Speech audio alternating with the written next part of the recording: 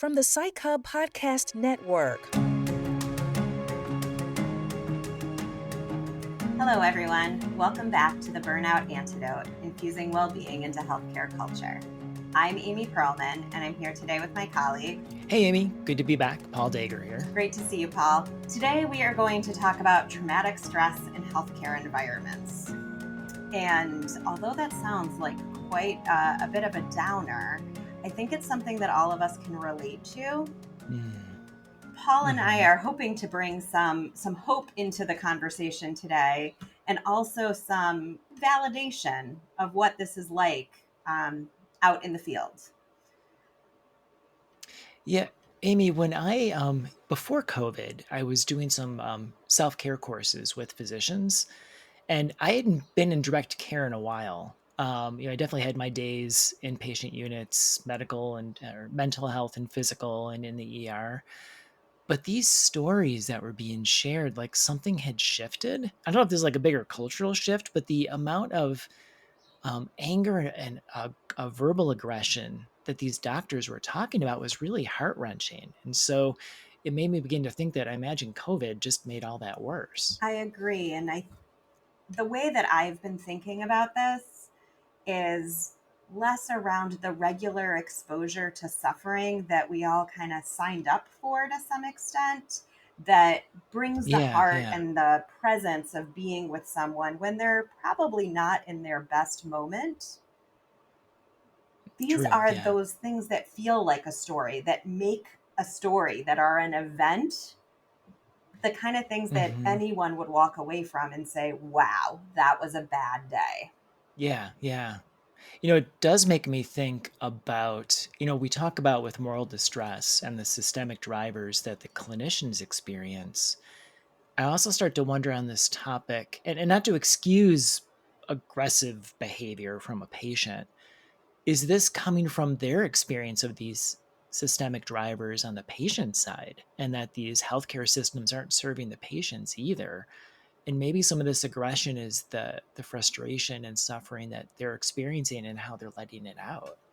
I really appreciate that sense of compassion that you bring to a lot of our conversations.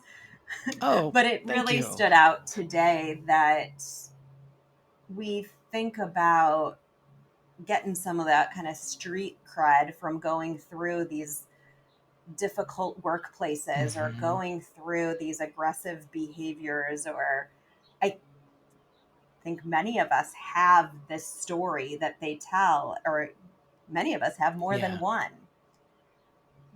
But hmm one of the things I started to think about is, where do you draw that line between a bad day and a traumatic event? And that Okay. may Yeah, I hear the also be difference. Yeah. present in the system as a whole. So it could be a family member, it could be a patient, it could be a clinician, because we are hmm not in this alone. Yeah. Yeah.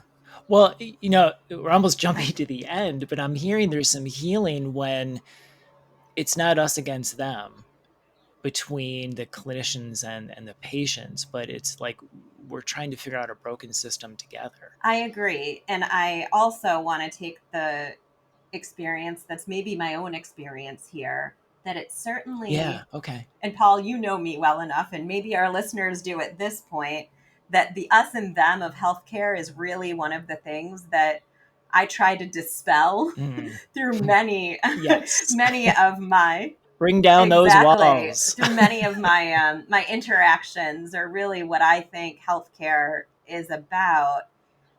But Yeah. I have my own story that we can walk through today as well. Yeah. Please share. It Yeah. certainly felt like maybe even less of an us and them, but a me and you. It started to feel personal.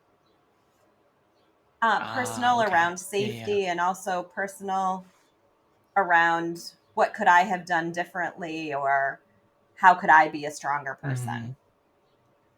So I hmm think in preparing for this, we didn't bring in our colleagues externally. We decided to share our own stories of kind of what this type of aggression in the workplace has looked like for both of us. So Hmm. um, even I was like, even Paul, I will pull down the wall for a minute and say, Paul and I have not met in person. So it's hard to know when you hear my voice that I am under 5 feet tall. I am pretty small. I like to think I still look young, but at this point in my career, I looked even younger. Yes, is the right Well, thank answer. you, Paul. No pressure there at all. I was working as a social worker on an inpatient psychiatric unit, and I worked worked together with an older male attending psychiatrist. And the dynamics there were that I think for the Mm, patient that it felt safer to push on the person that was more vulnerable, and I was more okay. vulnerable there. There Yeah. were several incidents around kind of gaining privileges on the unit, which I hate those words there too, Hmm. because talk about power dynamics or us and them making Yeah. decisions for other people just doesn't feel right to me. But in this conversation, a larger male patient became very agitated.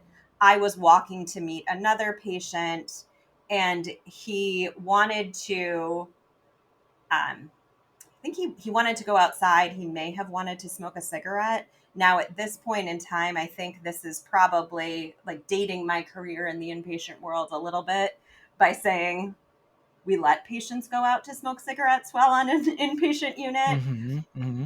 I remember right? those days. Yeah. So he actually pushed me into a wall to try to get out of the unit and get himself, you know, I was like, I like to think of it, I was like, we can get bigger here, but get himself some sense of freedom. And he was Okay. bigger than me, that he kind of pushed me over. I was with another Hmm. patient, so my reaction was really less in thinking about what this meant for me and more in thinking about what did this mean to the other patient that was next to me. I needed some help in how to Hmm. respond. I did not feel able to respond to him myself because I had another patient care situation in front of me. And Okay. so I just turned around and said to the closest person to me, you need to deal with this. And like got up and kept walking and then went to deliver therapy to the next person. It was, when I thought Ah, back to it, yeah.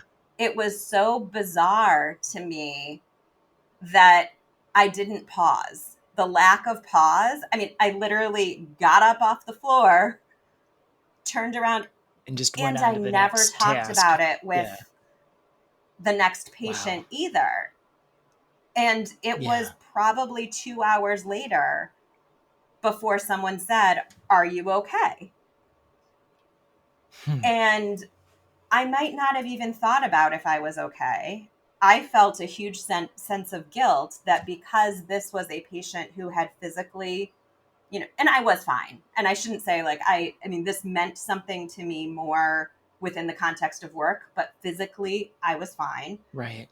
Right. That Okay. patient ended up being in like constant observation by himself with another, I don't know, it was like a sitter watching him on Hmm. his own. Hmm. And Right. my guilt that his desire for freedom put him in this room by himself, where I just didn't think that was the Mm. right reaction. I felt that I should have been able to protect myself. I felt like I should have been able to protect him. I can so resonate with this. And Yeah. I felt this need to keep going, that there was no time to Okay. pause for myself. I needed to get through the number of patients I needed to see in that day. This is not a Hmm. big resonating story of, oh, I walked away Hmm. and I had this big revelation. It just has become part of who I am and does interact with these client relationships. What having freedoms or civil rights means or taken away. Right. And Right. this idea of, this was someone who actually was readmitted to the unit later that I did have another interaction with. Um, Hmm. we were never we never had a great rapport. Um, but I did get Okay. to see him again, and people were actually more responsive to me the second time he came around, asking me what it felt like for Hmm. me. And I felt Finally, at like that it was point, yeah, 2 hours recognition. later, 2 months later, and years Yeah. later that I still think about this interaction and what it meant to me. Um, Hmm. and I Hmm. imagine that that's a relatively mild story, but some of what I wanted to share in thinking about how that changed my feeling of wanting to get up in the morning, going to work, and knowing that my Hmm. physical safety was a concern. I was maybe early enough in my career, maybe young enough, maybe naive enough that the idea of physical safety at work Yeah. had not kind of moved through that reality or that barrier before. Yeah. Yeah. Wow, Amy, thank you for sharing that story. And there's so many layers to your personal experience as well as the system that I'm hearing in that. And this something happens and almost a dismissiveness by self and your team. Sort of sounded like the norm, and I can really relate to that. Um, my story of this is anyone if you've worked mental health long enough, there's going to be people yelling at you for we do take away people's civil rights, which is a whole nother area of discussion. When I was working in the ER, putting people on 72-hour mental health holds. But my experience of this was a physical aggression story. It was on an inpatient unit for a new psych hospital, um, and poorly staffed, and the training wasn't that great in this hospital. And I'd come from a place that was incredible with like having regular trainings, running the drills of how do we do things to keep everyone safe, staff and the patients. And I was on the assessment team, so I'm down on the first floor, and this is an evening shift, and all of a sudden I hear this code being called out from up on the unit, and it was, if you were not doing something at the time, we run up to the unit, and it's all hands on deck. And when I came onto the unit, I saw this one male nurse holding this patient and not using the protocol that we were trained in. And I could see he was struggling, and there were other staff around, really kind of in this look of we don't know what to do. I felt that I did have more training, so I got close. And this woman who was an inpatient, as I think back, she had a history of, so she's Native American, and I'm thinking there was trauma in her history, and she was attempting to be physically aggressive with staff. And I got really close, and she went to kick, and I deflected the first one, and felt like, okay, my training's kicking in. I'm okay. I'm safe, and I'm gonna help take care of this situation. And then I let my guard down for a moment, and she landed a second kick right between my legs. And it took me out, it took me down. Um, we ended up actually having to call the police to come onto the unit, which is just feels like a huge failure on our part that we should be able to handle this. And my first reaction was anger at myself. I should have been able, I deflected the first kick. Why didn't I deflect the second? I'm a mental health professional. My job is to keep everyone safe on the unit. And then as I processed more, I started to get angry at the hospital. It's like they did not set us up with what we needed to keep everyone safe. And I found, and then I began to realize that with the patient, this was not someone that their mental faculties were impaired or compromised. There was an intention on her part to hurt people. But as I look back now, and I think I was too young and naive at the time, this is someone who had a trauma history, and we had her locked up on a unit. And so it's, many years now looking back, I think there were a lot of victims on the floor at that time, staff, patient alike. Um, and I can bring the wisdom of many years into that. Of it really, I think, was a reflection of a broken system on many layers, both the hospital, the staffing.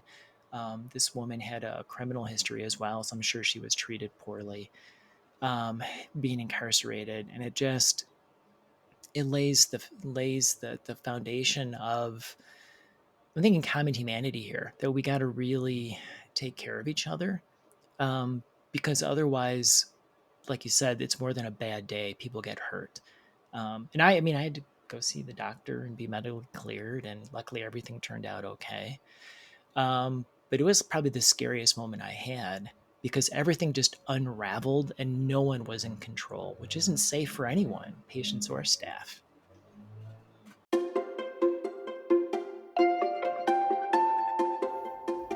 Us healthcare clinicians are driven to heal and help others. At Psych Hub, we offer a wide variety of content that can support your well-being, help you find new, creative, and evidence-based ways to practice, and get inspired again.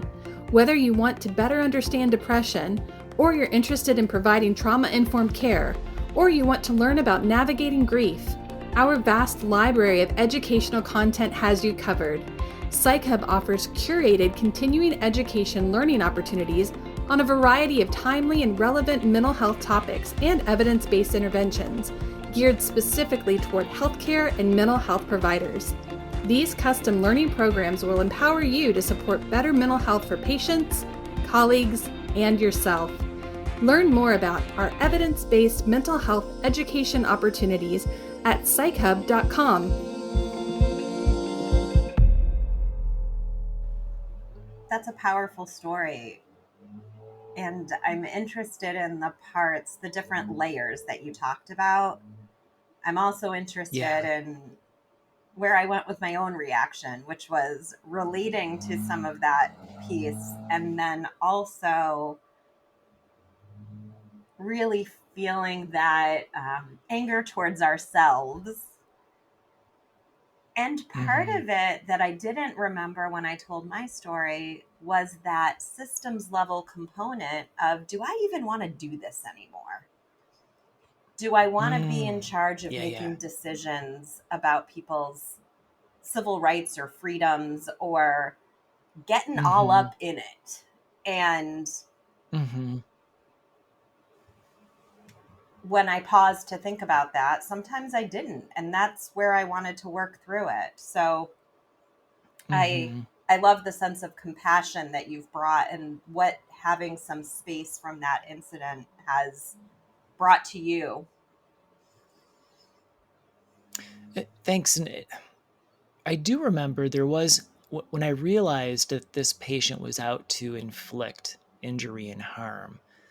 I do want to speak to having anger towards her. And it reminds me talking to those doctors where they had anger towards their patients.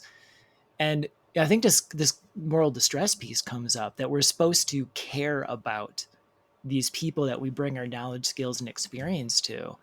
And in these situations, it's completely human to have anger towards them. And what do we, do with that experience of, I'm supposed to be caring for you, and right now I hate you. You hurt me. And that is talk about moral distress.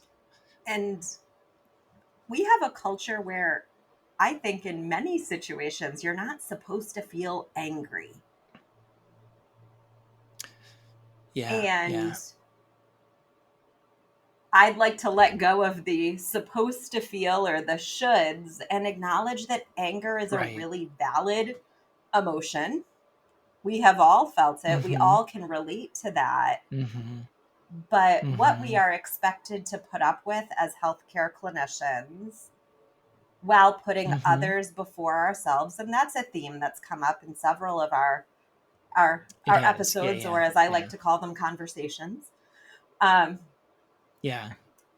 it makes it that much harder to work through. And I want Mm-hmm. to acknowledge that, Paul, you and I are not talking about this in the moment. We have given ourselves examples that allow us to show a story that feels more more like a closed loop, more compassionate. If you Mm-hmm. had asked me about this story Mm-hmm. closer to when it happened, I think I would have come across with some more of that anger and even just In the rearview yeah, mirror, yeah, it's a different it relationship to the is. So story. Yeah. some of what I wanted to think about is in the moment. What do I do in the moment? And then how do I tell my Okay. story in a way that allows me to have some closure and some Yeah. compassion? And that compassion to me feels like almost like, I don't want to say compromise in the sense that I'm giving something up, but feels like a compromise between I'm not able to access my anger because you are the Mm-hmm. priority, and Mm-hmm. I feel so angry I don't want to help you. The compassion feels like the The middle word ground to me. and the word balance Yes. comes to mind for me. The sense of honoring both. I can want to apply my skills to help you heal, and I can be angry at you for your behavior. Making space for both, I think, strikes me as important. I like balance so much more than compromise. So thanks for throwing that Yeah, word in there. It's like compromise feels like sure. Well, I'm just still angry. yeah. I mean, going back to my days at Naropa University, we use the word container a lot, and so sometimes that container needs to be really big to hold all of this in it in a way that honors everyone, and all the different layers that show up. It makes me think I've got, we're going to go to what are we going to Yeah, share with people? And I've got two ideas I want to share today. good. And so then I can't wait to hear you riff on making them better. The first one goes back to on inpatient mental health units, the debrief, where anytime something happened on a unit which was outside the norm, usually maybe it was having to take a patient to a locked room, or having to provide an emergency medication and things that get you amped up fight or flight mode, there would always be time for a debrief. That was a protocol. And I think sometimes in maybe a medical unit, that's kind of like, well, we'll get to that later. And I think that's really something to look at in any inpatient or outpatient organization, unit, clinic, as soon as possible, having that debrief to just check in and say, not even are you okay, are you okay, which almost implies a yes or no answer, but how are we all doing right now? What do we need right now? And so if your facility doesn't have that, I would consider putting it out there as we need this for our own well-being. Have you heard of the program the Schwartz Center runs with Schwartz Rounds? No, Um, no, what's I that? I did not plan to talk about that today, but when I worked as a social Hmm. worker on a medical unit, we had a program together Hmm. with the Schwartz Center called Schwartz Rounds, and they still have this Okay. program. And Hmm. forgive me, Dr. Schwartz, if I get this wrong, but really looking at what were the experiences of the care. I think they called them caregivers, but what are the experience of the clinicians in this model? What Okay. was this like for Yeah. you? Focusing less on a Hmm. debrief around a critical incident or what could you have done differently Yeah, medically, yeah, good but word really for it. Yeah. focusing on what you Uh-huh. just spoke about, Paul. How did that Hmm. feel for you in the moment? What could your Hmm. team do differently to support you? And it was a panel discussion Hmm. so that it was not one person talking about how they responded. It was different, the social worker, the attending, the nursing staff, the physical Yeah. therapists, the pharmacist, whoever was involved with that patient, all talking about their experiences Hmm. together. And I think we did Hmm. it once a month, but the frequency of when that happened was less important than the openness of having that conversation and going back to it. Right. It makes me think about, we're going to have an episode of the power of telling story. And that's what I hear, that this type of rounds, um, it involves some storytelling that may allow some outlet, some relief. Great. Ties into I'll be a mental health geek for a moment and think a little bit around narrative therapy and how that makes a difference in how we tell our Yeah, story, yeah, but more to yeah. follow on that in the future. So my second offering for our listeners comes out of a Buddhist meditation tradition. And please, no beliefs are needed here. This is simply from that historical reference. There's a meditation practice called Tonglen that has to do with giving and receiving. And that really came to mind talking about a way of processing this personal experience of trauma in healthcare. And it starts out like most meditations with your breathing and just bringing in, noticing the in and the out breath and a evenness to the in and the out. Just finding balance is the term we've talked about. So feeling that balance of the in and out breath. And then once you've arrived in that balance experience, then on the in breath, allowing it to touch what's showing up emotionally. And this would be after a traumatic event on the unit, a critical incident, as you labeled it, giving space to touch the emotions. So maybe that anger, that hate, that whatever, that is a human experience. You're allowed to have it. And touching that, and then on the out breath, sending it out. So like a dark and a heavy is sort of the imagery here, sending the dark and heavy out. And then you notice how that creates an opening inside. What's the light, airy that I need to bring in to complement that? Maybe it's kindness towards myself. We talked about being angry at ourselves after these incidents and how I should have done it better. It's like, that's just self-aggression right there.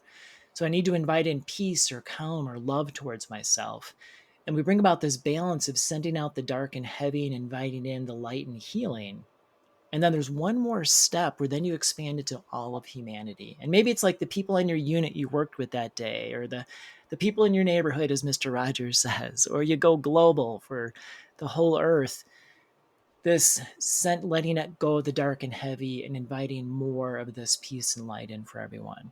And I found Tonglen to be one of the most powerful meditations I've ever done, because it goes beyond the typical just noticing your breath. And it really, we come back to self-compassion, the idea of common humanity, and you realize I am a human and I am going to have this range of different experiences and a way to include myself in this caring for all. So that felt like a bit of a rant, but I feel like it's a real powerful tool I want to share. I found myself breathing as you were speaking, Paul. Did not come into this with a huge overflow of emotion, but I felt my body relaxing and that I could hear what you were saying in a different way. So maybe listeners will do the same thing as you're talking through this, just practicing that breathing. And I love having different options for people who may process more through talking, which I err to that side, versus this meditative. Let's say you lean towards that side. There's no errors. You lean in that direction. Versus what does this mean in the body as well? We hope that you continue the conversation with us next week as we talk about secondary trauma for healthcare clinicians, and look forward to working through all of the tough stuff together. I like working through the tough stuff together. I think that should be the new motto for this podcast. I like a good tagline. See you soon, Paul. See you, Amy. Bye, everyone.